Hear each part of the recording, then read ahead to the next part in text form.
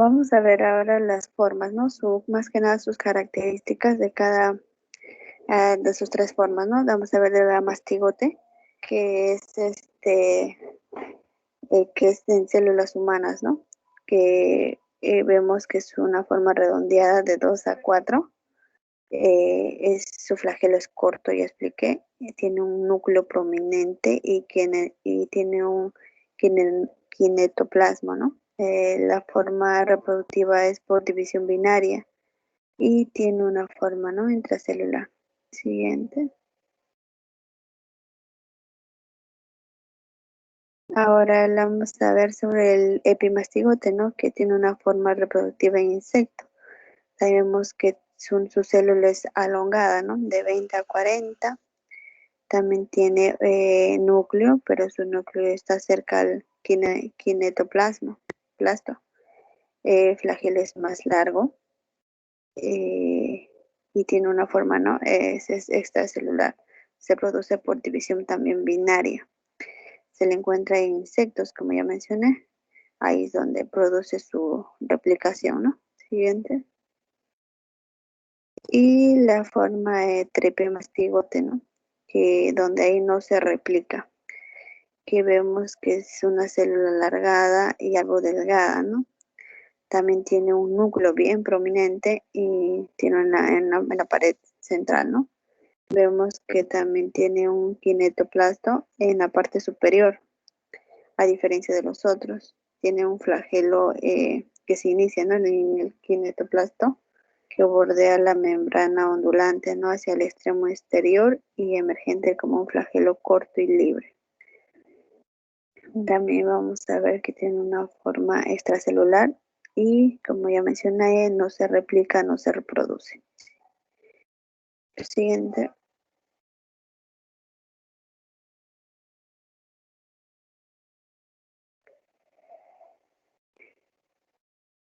Ahora vamos a ver cómo las formas clínicas, ¿no? ¿Cómo se diagnostica? Hay dos tipos, que es la adquirida y la congénita.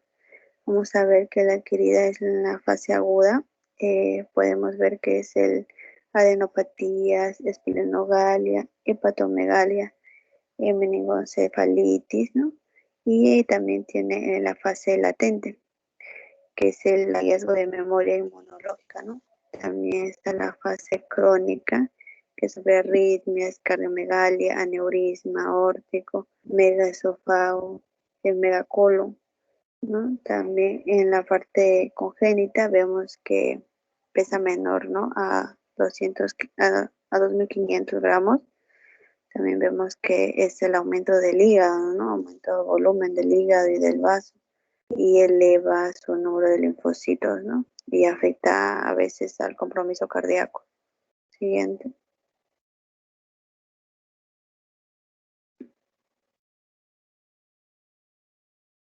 Vemos que vamos las alteraciones, ¿no? Ecocardiográficas más frecuente en la cardiopatía chagásica, ¿no? Es la enfermedad de Chagas, que es producida por el aneurisma en el ventrículo izquierdo. También vemos que hay hipocinesia o asinesia en la pared posterior inferior. Vemos la afección de la porción parcial del septo anterior. También encontramos la miocardiopatía dilatada, ¿no? Y la dilatación y disfunción del ventrículo rector.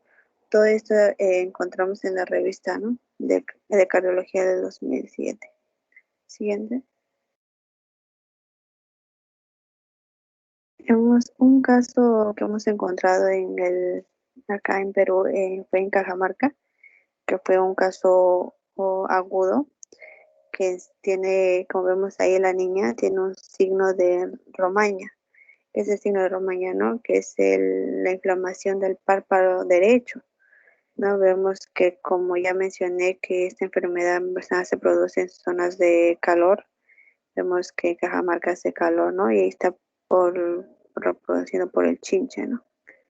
Ese se llama la signos de romaña, que fue infectado por el insecto en la zona ocular. Siguiente. Pero no son felices, ¿sí? vemos acá la senodiagnóstico, ¿no? Se utiliza las ninfas para saber si es que tienen o no el parásito. Esto se hace en ayuno, por lo menos de 15 días.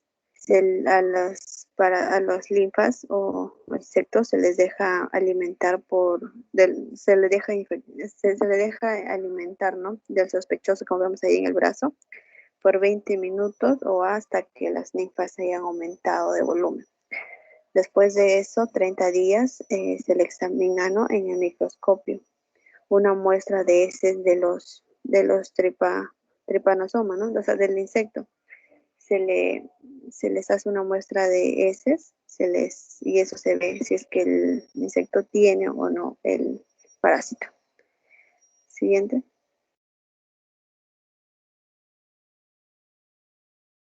Y vemos, ¿no? En qué regiones ha afectado más la enfermedad de Chagas endémicas en el 2004. Vemos ahí que fue en la zona sur, que es Tacna, Moquegua, Arequipa, Ica, San Martín, Cajamarca, Amazonas y también en la zona de Posuso. Ahora, datos de Perú, ¿no? Con modo de contagio en bancos de sangre fue de 1 a 3% en Arequipa, y en población en valles interandinos un 12% y en gestantes, ¿no? Intraplacentaria de un 0.7%. Siguiente.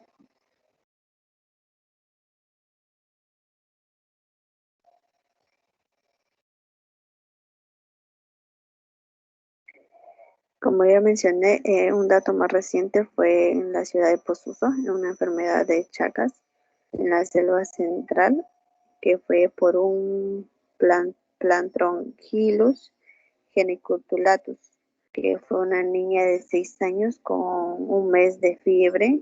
En consulta médica en el Hospital de Lima es diagnosticada de pielitis, ¿no? El hacer un prótesis de sangre para examen de malaria se le encuentra, ¿no? Abundantes formas de tripamostigote, que puede ser, vemos en la imagen, ¿no? En la niña con esplomatogalia. Siguiente. Bueno, unos tratamientos que están usando ahora en la actualidad son el Difurtimox, y que es más potente que el Benidazol, ¿no? Todo esto obviamente con receta médica del doctor. Siguiente.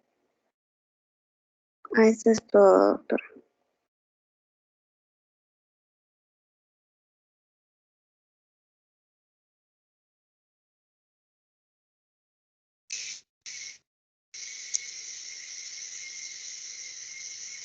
Ya, muy interesante. Un ratito voy a cerrar esta puerta que están haciendo bulla. Un momentito, por favor.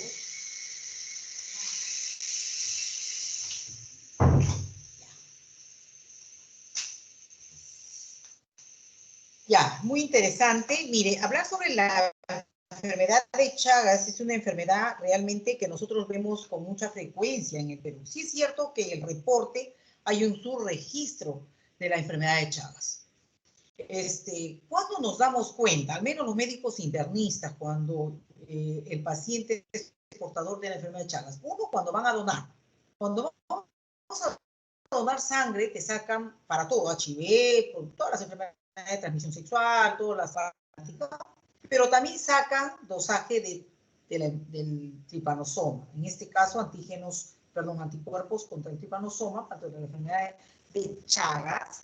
Y recién se detecta, pero qué raro, si yo nunca he tenido esta enfermedad, ¿no? Entonces ahí se da cuenta el paciente. Otra forma de que se puede dar cuenta el paciente, porque muchas de las veces es asintomático, aparentemente, es porque tiene seguimiento crónico.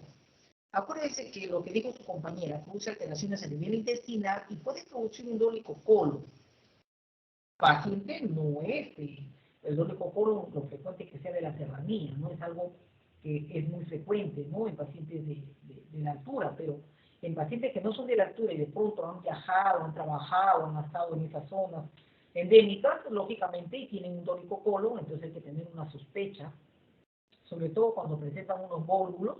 Los vólvulos es el giro ¿no? del intestino y prácticamente produce una obstrucción intestinal o una subclusión intestinal, que de pronto nosotros lo descubrimos en emergencia porque el paciente está dolorido y no entiende. Cuando tomamos una radiografía y vemos ahí pues gran distensión abdominal, ¿no? Y llama la atención que el intestino sea torcido, si se puede decir, sea volvulado, le llamamos nosotros, ¿no? O es un efecto también cuando comienzan a tener problemas de insuficiencia cardíaca. De pronto un paciente joven o insuficiencia cardíaca congestiva, aparentemente no tuvo cuadro de hipertensión o cardiopatías, ¿no? hipertensivas, qué sé yo, o antecedentes cardíacos, y de pronto comienza con una miocardiopatía dilatada, ¿no? Entonces ahí, caramba, ¿qué puede ser? Y se le comienza a preguntar. Entonces son cosas que están relacionadas, ¿no? ¿Cuántos estarán andando con su enfermedad de Chagas que hasta ahorita no se dan cuenta? No sabemos. No va a depender de la zona de Cajamarca, Arequipa, que son las zonas que más.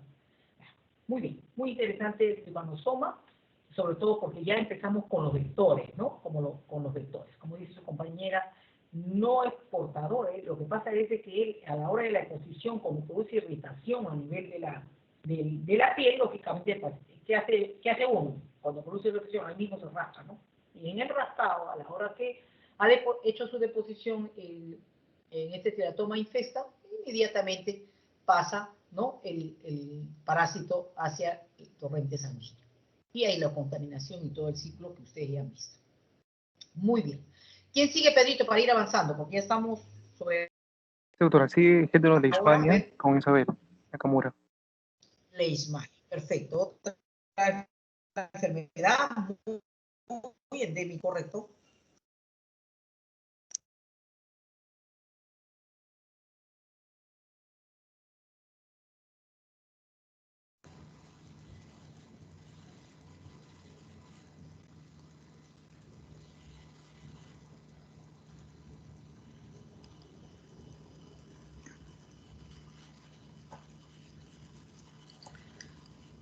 Ya. ¿Pueden ver la diapositiva? Buenas tardes.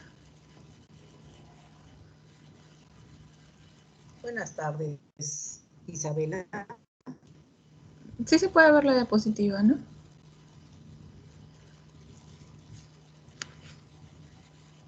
Sí, yo sí lo veo. ¿Doctor, usted lo ve? Sí, Leishmania, práctica 5. Ya. Sí, yo sí lo veo. Ya, gracias. Buenas tardes, doctora, compañeros. Voy a hacer la práctica número 5, que es Leishmania.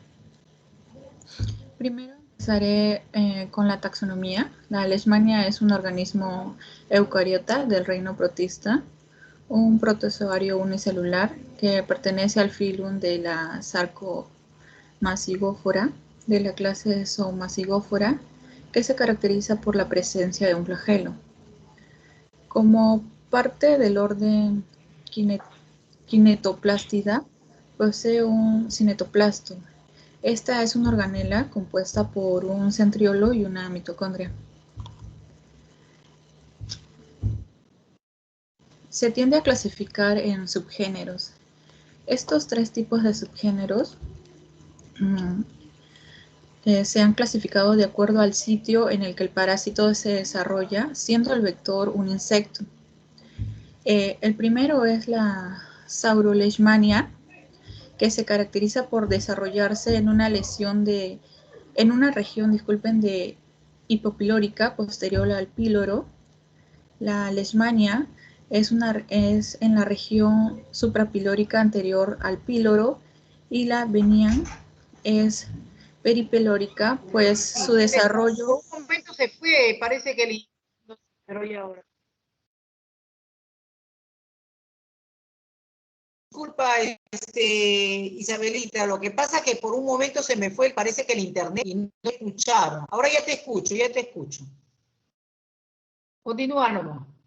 Ya, sí, un momento, doctora, si ha salido la diapositiva. Sí, sí, lo mío también no sé qué pasó.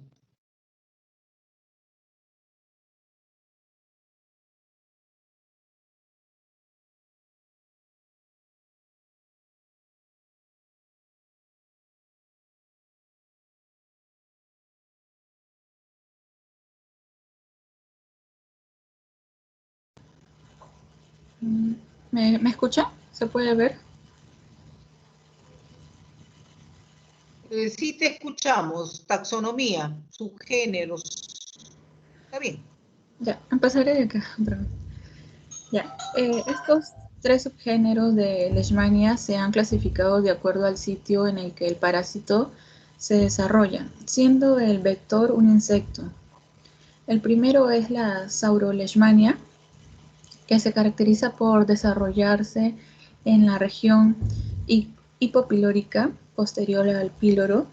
La segunda es la Leishmania, en una región suprapilórica anterior al píloro, y Viagnia es peripilórica, pues se desarrolla en la región anterior y posterior al píloro.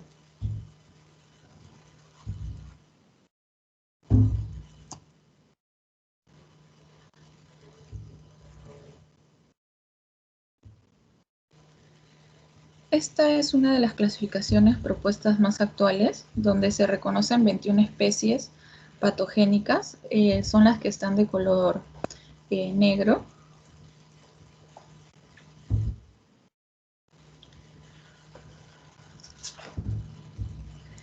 Otra clasificación se pueden tener las sinodemas, que es por la evaluación de isoenzimas, la serodema, por la evaluación del anticuerpo mononucleares específicos, y esquinodema, con técnicas de hibridación de ADN del cinetoplasto.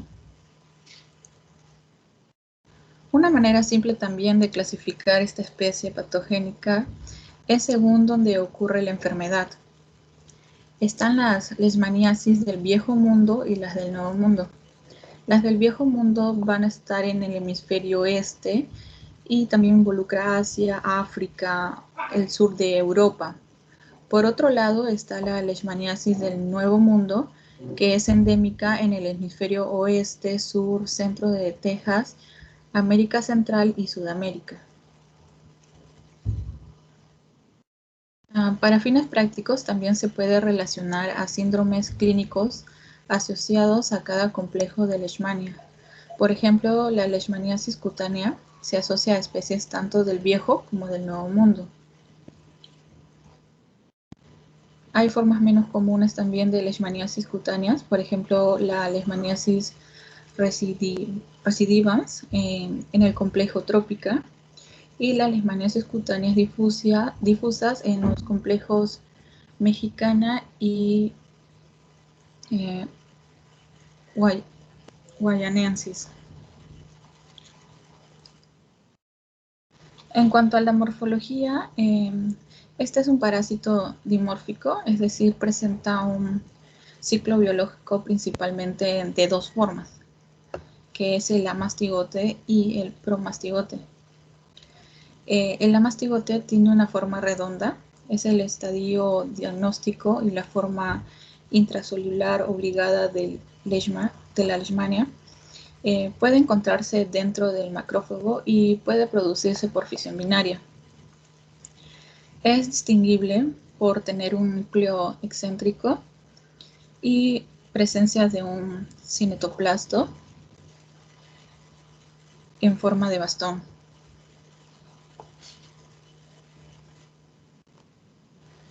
El promastigote es de forma alargada, tiene un flagelo, es el estadio infectante y se desarrolla en forma extracelular en el intestino del vector. En un cultivo se puede distinguir por su cinetoplasto en el extremo y por el flagelo.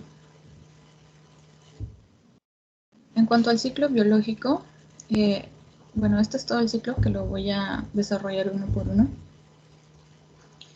En el humano, el parásito se desarrolla en el estadio infectante y se transmite con la mordedura del vector. Solo los insectos hembra son los que van a transmitir este parásito, ya que se sabe que los vectores de leishmania se alimentan de néctar de frutas, flores, ya que estos les van a dar carbohidratos y fuente de energía. Y solo las hembras son las que van a requerir de alimentarse de sangre.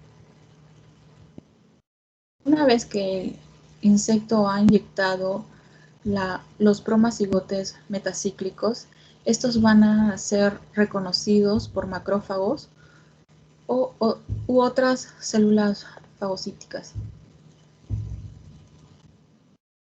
Dentro de la célula, el promacigote se va a transformar en amacigote. En esta imagen podemos ver al promacigote y aquí al amacigote.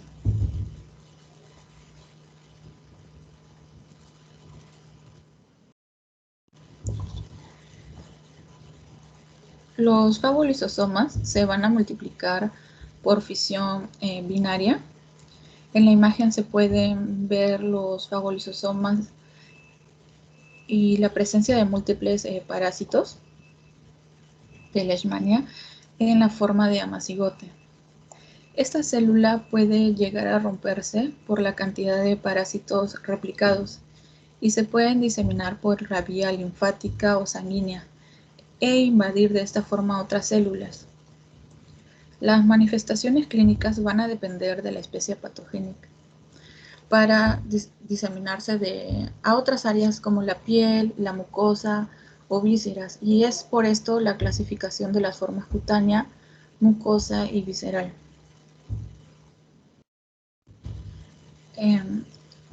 Este es el flebotomo hembra. Esta se va a alimentar del hospedero infectado y de esta manera se va a adquirir el parásito. Los amacigotes ingeridos por este insecto van a transformar en promacigotes metacíclicos. A este proceso se le va a denominar metaciclogénesis, donde el parásito se va a desarrollar en varios estadios intermedios hasta convertirse en un promacigote metacíclico. En cuanto a la epidemiología, bueno, se sabe que más de 1 millón de personas está en riesgo en áreas endémicas y la prevalencia es de 12 millones, con una incidencia anual de la forma cutánea de 1 millón y de la forma visceral de 90.000 casos. Los factores de riesgo se da por resistencia a algunas drogas, viajes a zonas endémicas, inmunosupresión, cambio climático y la pobreza, vivienda precaria y malnutrición, que estas estarían relacionadas. Y los factores ambientales.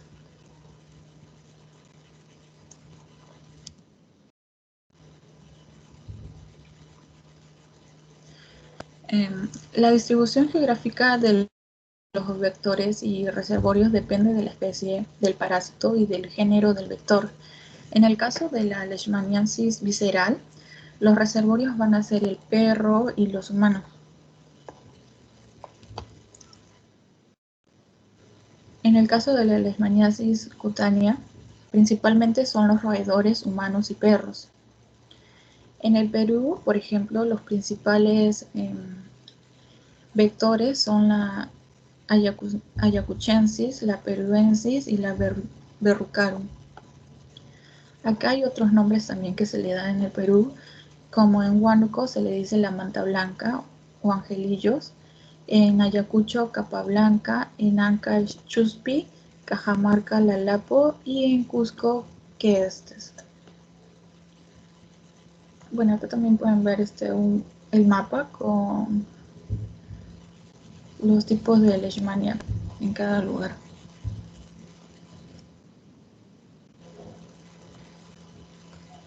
El 85,7% de los casos de leishmania cutánea se encuentran en los departamentos de Cusco, San Martín, Madre de Dios, Cajamarca, Junín, Ucayali, Piura, Amazonas, Puno, Ancash, Loreto y La Libertad. Y en el caso de la leishmaniasis mucocutánea, la mayor incidencia también se va a dar en Cusco, al igual que en la leishmaniasis cutánea.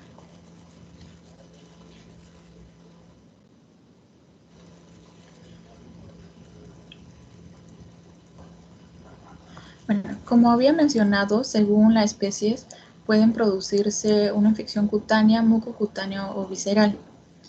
En la leishmaniasis cutánea va a haber dos formas clínicas, la localizada y la difusa. La localizada se van a presentar con úlceras pueden ser únicas o múltiples. Van a aparecer 15 días después de la inoculación y se van a curar de forma espontánea, menos las de la oreja. En la leishmaniasis cutánea difusa va a haber ausencia de la respuesta inmune celular hacia el antígeno de leishmania, y esto va a causar una diseminación de líquido tisular en la linfa o vía sanguínea. Estas son características de la leishmaniasis mexicana, la amazonensis y la pifanoid. En el caso de la leishmaniasis mucocutánea, estas van a invadir y van a destruir la mucosa nasofaringea y puede llegar hasta desfigurar. Se va a desarrollar después de que desaparezcan las lesiones cutáneas. Y bueno, el tratamiento es prolongado. Acá podemos ver un paciente que tiene la lesión y va a comprometer la piel y la mucosa de las fosas nasales. Y en esta segunda imagen ya se ve al paciente después del tratamiento. La leishmaniasis visceral se van a cursar con una hepatosplenomegalia, fiebre intermitente, pérdida de peso, anemia y caquexia. En la India se le conoce como Kala Azar. Es letal en los pacientes que no reciben tratamiento, y en la región del Mediterráneo ha surgido como un problema de salud pública, sobre todo en pacientes inmunosuprimidos. En esta región los perros van a formar parte importante del reservorio natural. Y bueno, aquí podemos ver una imagen de una niña con leishmaniasis visceral.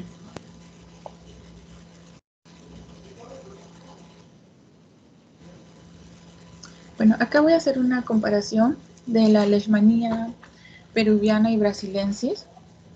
En cuanto a las zonas geográficas, la leishmanía peruviana se va a encontrar en los Andes peruanos, y la brasilensis en los países de Perú, Brasil, Bolivia, Venezuela, Paraguay y Colombia.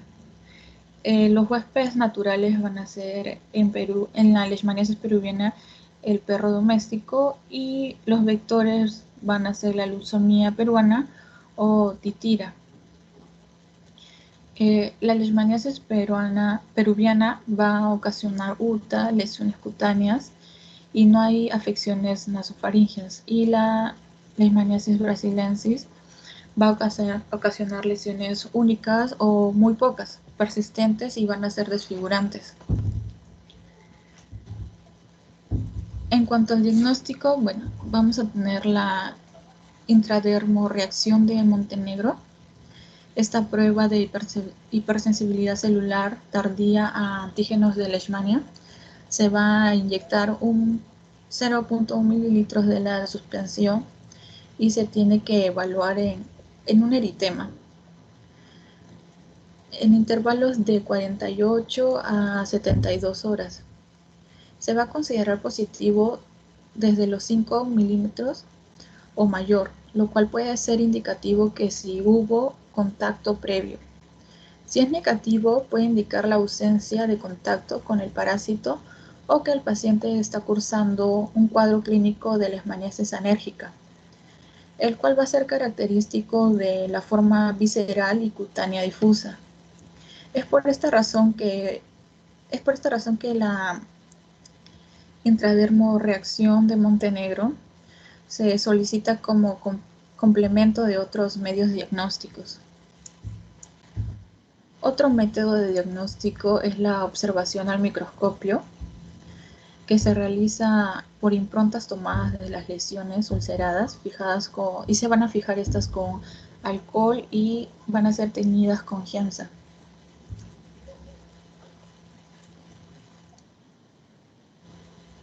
El cultivo in vitro también se utiliza en los medios NNN o RPMI 1640 suplementado con suero de bovino.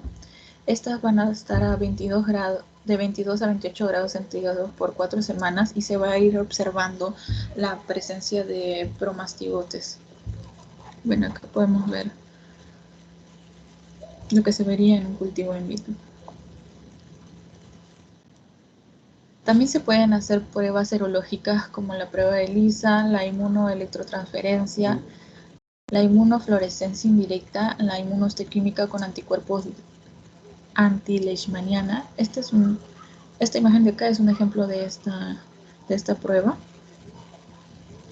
Y también pruebas moleculares mediante las reacciones de cadenas de polimerasas. Bueno, finalmente, bueno, esta es una leishmanía a mastigote. Y esta es una lámina de la leishmania promastigote, en la cual se puede ver el flagelo, el núcleo y el cinetoplasto.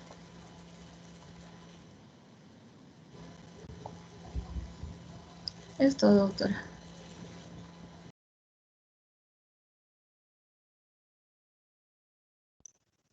Muy bien, como ustedes se han dado cuenta, la leishmaniasis, igual que la trypanosomaniasis, son enfermedades pues prevalentes acá en el Perú, ¿no? La leishmania de repente un poco más, ¿no?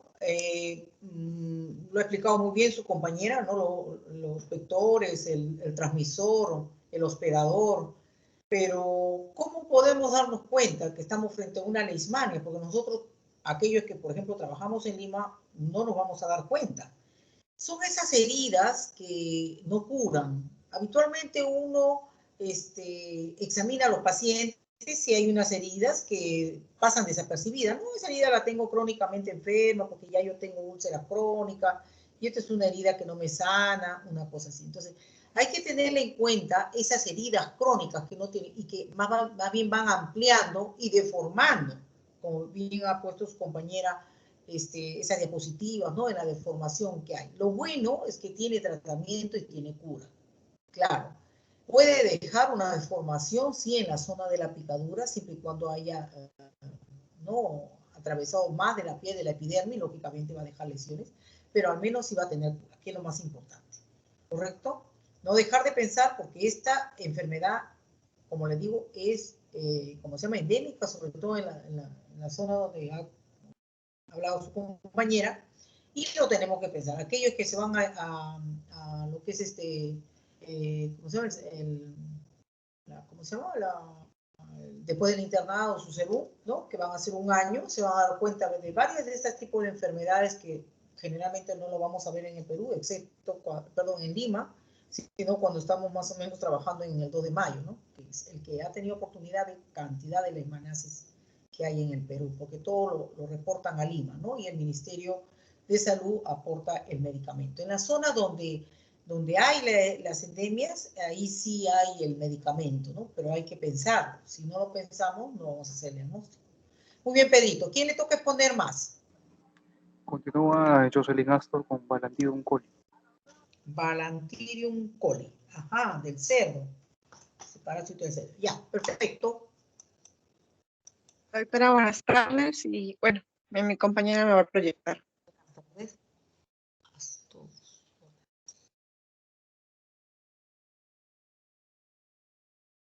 Ya. Buenas tardes, doctora. Buenas tardes, compañeros. El día de hoy vamos a hablar sobre Balantidium coli. Siguiente, por favor. Un momento, doctora, por favor, un momento. Mateo, te va a...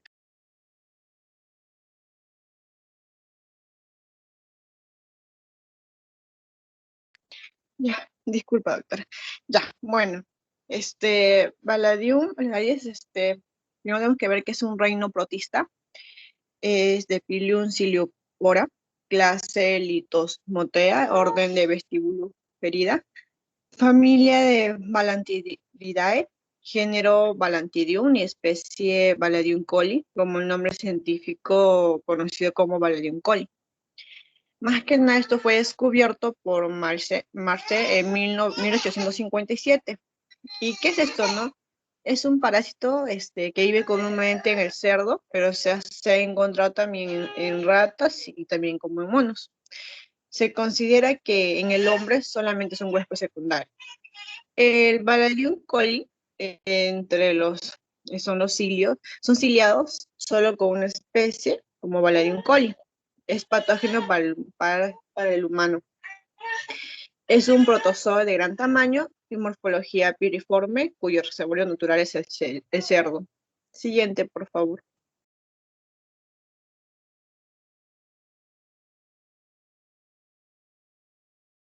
Palladium coli es el parásito que tiene dos etapas en su ciclo vital, la etapa de la trofizoto y la etapa quística, siendo esta la última forma infectante. Puede observarse en la concavidad de un macronúcleo o micronúcleo más pequeño, como los cilios, que son los órganos de la locomoción, que están incluidas en la pared de las hileras longitudinales. Ya, morir más. Siguiente, por favor. Ahorita, Martín. Ya. Como dijimos, en dos, que es la atrozoito, que es más o menos de un tamaño de 50 a 120 de largo y de cual te vas a caer de ancho, forma de una bolsa con aspecto voluminoso. Su movilidad va a ser activa en cilios en todo el cuerpo. Como pueden observar en la imagen, ahí también va a haber citostoma en el estermo anterior, como los macronúcleos en forma grande y alargados, como lo ven en la imagen, los micronúcleos pequeños y redondos, y va a ser vacuola, blocontráctil y vacuolas digestivas. Siguiente, por favor.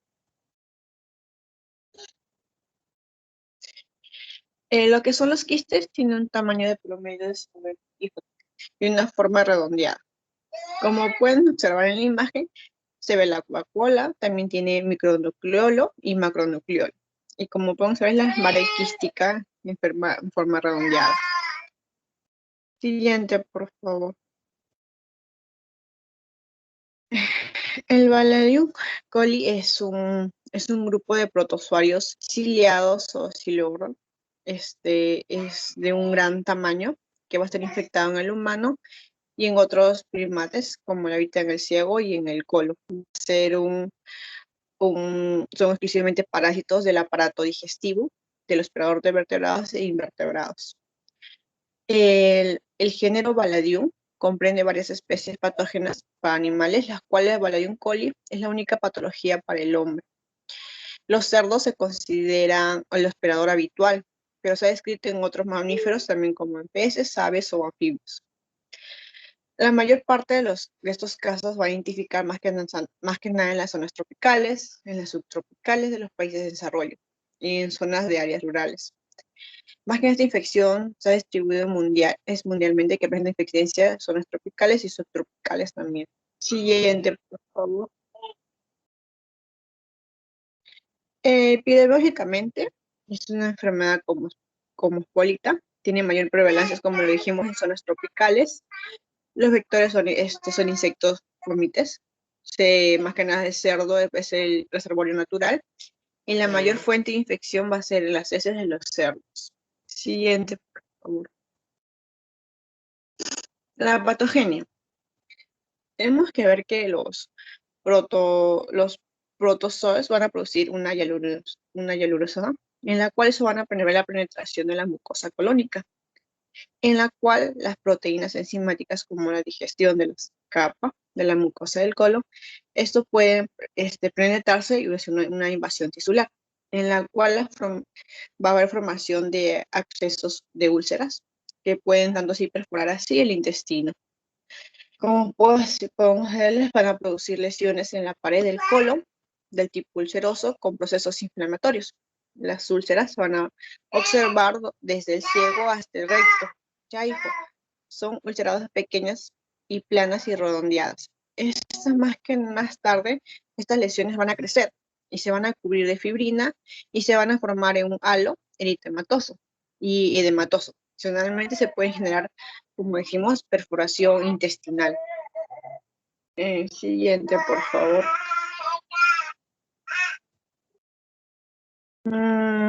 Los factores de riesgo van a ser en contacto con el cerdo, más que nada con el excremento. También personas con desnutrición, las inmunodepresión, el alcoholismo y la absorción hídrica. Siguiente, por favor. Bueno, tenemos que saber el ciclo de vida, cómo se da esto. Pero para tener algún hilo, tenemos cuáles son primeramente y cómo se van a formar, ¿no? Es cómo se va a dar la transmisión. Se va a transmitir, ¿no? Primeramente por, ¿no? Bueno, se va a transmitir por alimentos contaminados, ¿no? Este periodo de ciclo de vida puede ocurrir más que nada en algunos casos en una conjugación, pero rejuvenecen y mantienen estos lo único entre los parásitos del hombre. ¿Cómo se da entonces el ciclo en sí, el ciclo de vida? El ciclo, entonces, esto quiere decir que la ingesta del quiste que está entrando en el agua y los alimentos contaminados, eso va a entrar hacia el estómago, donde va a iniciar la disolución de la pared del quiste. Y este proceso que de momento va a llegar al intestino delgado, en los cuales los trombocitos van a ser liberados con el estado intestino grueso, desde el ciego hasta el recto. Y los quistes, los trombocitos, se forman vegetativamente y se dividen por una fricción binaria transversal. Y también van a ocurrir a la conjugación por el intercambio de material genético y son eliminados por el material fecal. Siguiente, por favor. El cuadro clínico, ¿qué es lo que van a presentar? Van a presentar náuseas, vómitos, dolor abdominal, anorexia, pérdida de peso, cefalea, fiebre. Siguiente, por favor.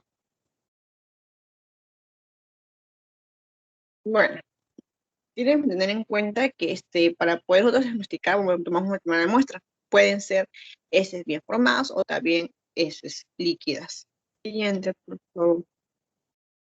El diagnóstico puede ser en examen directo, en fresco o en una endoscopía. Siguiente, por favor. Las pruebas más que nada que lo que, como dijimos, para el diagnóstico también se van a utilizar entre la rectosigmoidoscopía y el método de Barama. Pero, ¿qué es la rectosigmoidoscopía?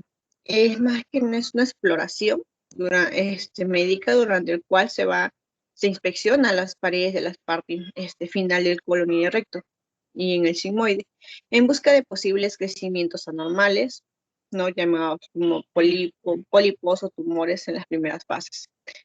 Cambio, el método de Barama es una técnica que se usa para separar las larvas de la materia fecal. Se basa en la migración activa de las larvas. Al suspender las heces en el agua, las larvas se hunden hacia el fondo, donde pueden ser también recogidas para su identificación. Por eso dice que la muestra puede ser tanto formadas o también pueden ser en forma líquidas. Siguiente, por favor. Bueno, para esto hay tratamientos en los cuales se usa la tetracyclina de un 500 miligramos 10 días, el metronidazol de 750 miligramos 5 días y lodoquinol, que es 650 miligramos en 20 días. Para nosotros evitar esto, ¿no? Para esto lo que tenemos que es prevenir en la forma de que el lavado de manos, en las frutas, porque a veces también las personas, como ahora, ¿no? Con la pandemia, o sea, el virus al tocar algo ya tornudas lo vamos pasando, entonces esto es igual.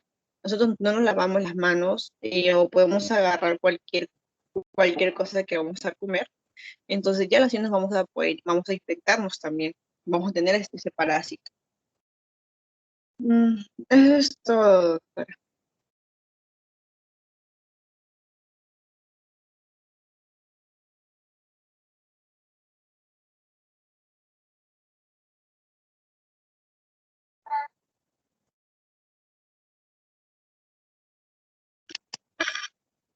Muy bien. El Balantidium colem no es muy frecuente, les contaré, ¿ah? Bueno, sí, porque tenemos incidencia de, ¿no? Que estamos en contacto con el cerdito, pero es un parásito crea mucha flatulencia, muchos gases, trastornos digestivos funcionales, y por eso podríamos darnos cuenta, pero son síntomas generales en general, ¿no? Entonces, el Balantidium coli hay que, como digo yo, siempre pensar, ¿no? En estas enfermedades y hacerle pues una muestra en eso. Es difícil en el sentido de que los trofozoitos, ustedes saben que tienen que estar casi en heces frescas, entonces no lo podemos ver más, lo vemos en quiste. En el laboratorio, lógicamente, me gustaría ahora que hagamos en los repasos, en los exámenes, que me hagan los esquemas, ¿no? Grandes de lo que es, por ejemplo, el trofozoito y el quiste del Balantidium coli, porque tiene sus variables, ¿no? Entonces, ya lo conversaremos posteriormente. ¿Quién sigue, Pedro? Sería todo, doctor. Ah, sería todo. Pensé que íbamos a hacer varias cosas hoy día. 3:38 todavía. Ya. Bueno, ¿tienen alguna pregunta, chicos? Hemos empezado tarde y hemos terminado temprano. Hemos corrido duro, por lo visto. Doctora, ¿con cuál de estas patologías que hemos visto de repente usted se ha cruzado más en hospital o ha podido ser más frecuente su aparición? De los parásitos. Bueno, te podría decir de lo menos frecuente.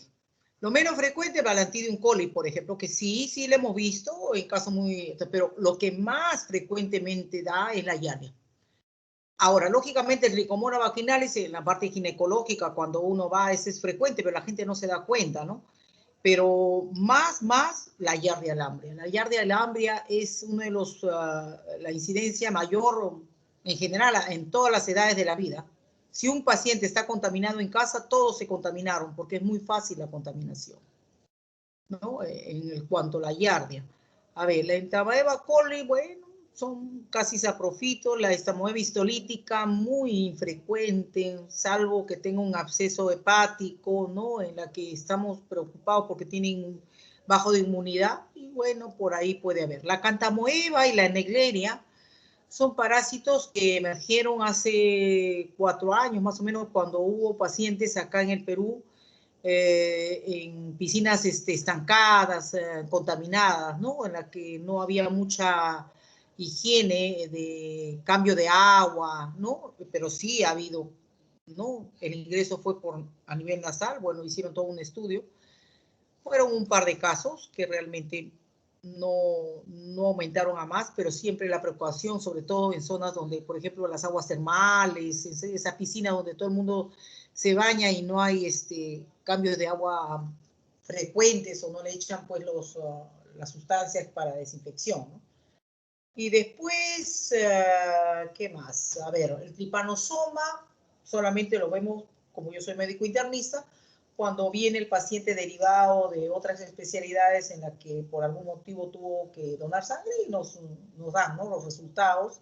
Y en las emergencias cuando hay trastornos, como le digo, del vólvulo, ¿no?, vólvulo intestinal, o en su defecto también cuando, por ejemplo, hay una dilatación cardíaca, ¿no?, de pacientes que viven en la zona y que de repente vinieron a Lima para hacer un chequeo general y vemos una hipertrofia ventricular izquierda, ¿no? Y le tomamos una plaquita y vemos pues un corazón grande, ¿no? Entonces nos llama la atención, le mandamos un ecocardiograma y ahí lo podemos detectar. Nos ponemos, como dice, las pilas y comenzamos a hacer los estudios y nos da chava, ¿no? En la leishmaniasis generalmente nos reporta ya para el tratamiento, como he hecho parte de la maestría en infectología, entonces más lo hemos visto en Cayetano Heredia cuando se hizo algunos estudios por allá y también en el Hospital 2 de Mayo cuando hice unas rotaciones por mi especialidad, pero más que nada porque son las zonas donde van toda la parte centro, la parte del sur, ¿no?, al Hospital 2 de Mayo, ¿no? Se concentra ahí, hay pabellones especiales de infectología en el Hospital 2 de Mayo, es una sede muy bonita como para irse del internado, porque ahí aprendes de todo. Y después las otras patologías, muy pocas. Más son frecuentes los nematodos, los platelmintos, que eso lo vamos a ver en el próximo segmento. ¿Alguna otra pregunta más, chicos? No, ay, no he tomado la lista. Estaban muy interesantes sus exposiciones, ¿ya? Ya descargué la lista. Si no es así, no vamos a almorzar porque yo no he almorzado. Muy bien, Muy doctor. bien, Pedrito, nos vamos a almorzar porque yo, bueno, almorzaba, así que no sé. Sí, pues, No se preocupe, venía doctor. corriendo por esperarles también y decía yo, ya voy a almorzar, no, ya van a entrar y no entraban. Pero bueno, está bien. ¿Nos despedimos, Pedrito? Sí, ¿Sí? doctora. Nos Perfecto, despedimos, muy bien. entonces nos vamos a almorzar, como usted dice. Todos vamos a almorzar, aunque sea un ratito, ya. Nos vemos entonces el próximo miércoles, ¿correcto? Sí, doctora, perfecto. Entonces nos vemos el día, pero Listo. Cuídense, un abrazo a gracias. todos. Hasta luego. Hasta luego, doctora. Hasta luego, Cristina, Hasta luego, cuídate. Chao, Wendy. cuídate. Hasta luego, doctora. Chao, Fanny, chao. Yanela, chao. Hasta luego. Hasta luego. Hasta luego, mijita. Cuídate.